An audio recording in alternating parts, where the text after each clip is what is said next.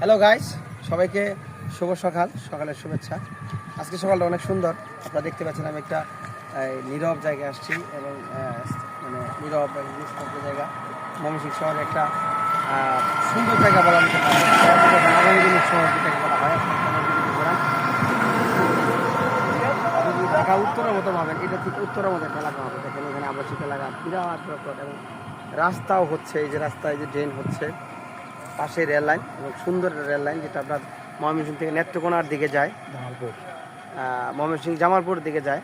এই রেল লাইনে যে বাচ্চারা হাই দিচ্ছে, হাই বলো তোমাদের দেখানো হবে, সমস্যা নাই, বলতেছি।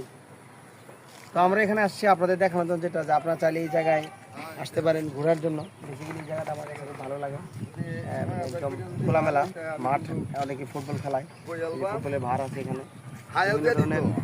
শীতকালে এখানে আমি দেখেছি পিকনিক স্পট পিকনিক করার জন্য। এখানে ঘরোয়া পিকনিক খেলা খুবই সুন্দর হয়। বেসিক্যালি বিভিন্ন